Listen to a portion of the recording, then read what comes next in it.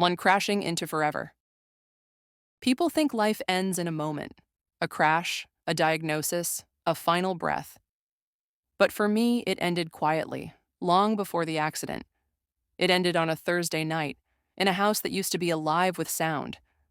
Not the kind of sound you think you'll miss until it's gone. Doors slamming, cereal bowls clinking, the hum of cartoons in the background, laughter in the hallway, someone yelling, "Mom!" just out of sight.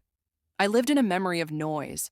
Now, silence had moved in and unpacked all its things. My kids were grown and scattered like dandelion seeds, jobs, cities, lives of their own. The dog was asleep. The wine in my glass had gone warm. I stared at it like it might tell me what to do next. That was the night I downloaded the app. It felt absurd, like slipping into a dress that no longer fit but refusing to look in the mirror. I lied about my age. Just 2 years. Not enough to be dishonest, but enough to feel ashamed. I picked the most flattering photo I had. One from my friend Lillian's wedding, where I wore a deep green dress that hugged me in all the right places and smiled like I still believed something good was coming. And somehow, that's how I met him. David Rides, 73, a little younger than me. Rugged, weathered like a man who knew both adventure and heartache. Salt and pepper hair. He called himself a poet, a traveler of roads and souls, and of course, a biker. He wrote in full sentences, used words like serendipity and yearning, said he liked that I was the kind of woman who'd survived storms and still looked for stars. We started chatting on the app, then moved to PayPal of all places, some quirk of his. He sent me $5 once labeled, "For the smile I imagined you wearing today." Odd, but charming. He said my replies made him feel alive again, and I believed him. Weeks became months. We shared playlists and memories and secrets neither of us had spoken aloud in years. I began to picture him in my world, his boots by the door, his laughter echoing in the kitchen. And then, on a summer afternoon dripping with heat and humidity, we met in person. The Harley gleamed like a predator in the sun, black chrome and arrogance. David stood beside it like it was a throne, his grin stretched wide and real. I recognized the curve of his jawline from his profile picture, but in person he had more gravity, a presence that pulled at something in me I hadn't felt in decades. "Sandra," he said, stepping forward, "you're even more beautiful than I imagined." He handed me a helmet like a man offering a second chance. I took it like it was holy. "You ever ride?" he asked, strapping his own helmet. "Not in decades," I said. "Just trust me," he replied. And God help me, I did. We roared out of the city into the arteries of the countryside. Trees blurred into green streaks. The wind howled past my ears, but all I could feel was the beat of my heart pressing against his back. I felt young again. No, not young. I felt alive, like every molecule remembered how to shimmer. We stopped at a scenic overlook.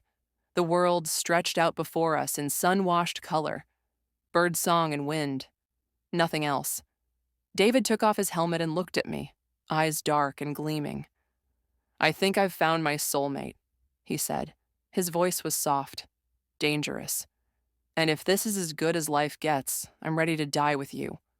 Right now." "What?" I laughed, thinking he was joking. But his hand gripped mine. Tight, too tight. Before I could pull away, the bike was moving again. Faster, sharper, wrong. The world tilted, tires screamed. Then, nothing, just silence. And black. I woke in pieces, not all at once, like mist returning to the ocean. Sounds first, machines beeping, heels clicking, soft voices that never said my name. Then the light, too white, too sterile, and the smell, antiseptic and synthetic lilies. Someone had sent flowers. I tried to move. Nothing. Tried to scream. Nothing. Terror doesn't scream when it can't move. It implodes, swallows itself. I heard the words, eventually. Locked-in syndrome, full cognitive awareness, total paralysis. My mind was intact. My body, a prison. A sarcophagus with no tomb. They transferred me to a long-term care facility. My world shrank to a bed, a call light I couldn't use, and a single tree just outside my window.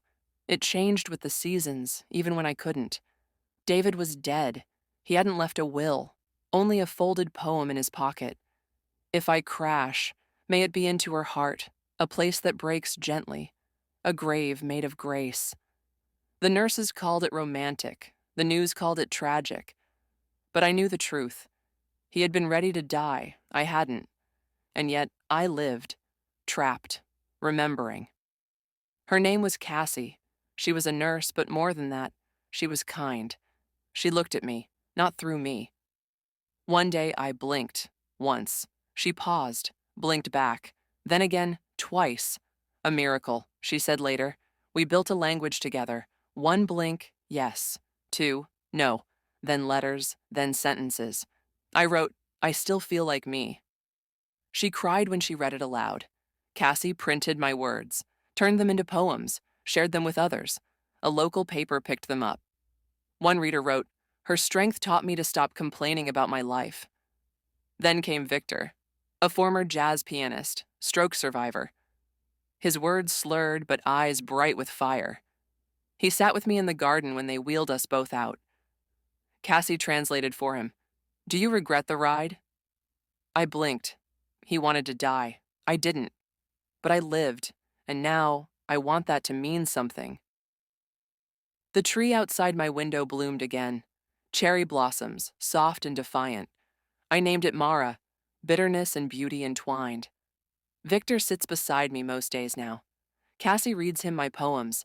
He hums in harmony, and I blink. I wrote, you called it love and gave me death, but I am still here. And another, blink once for the woman who refused to vanish.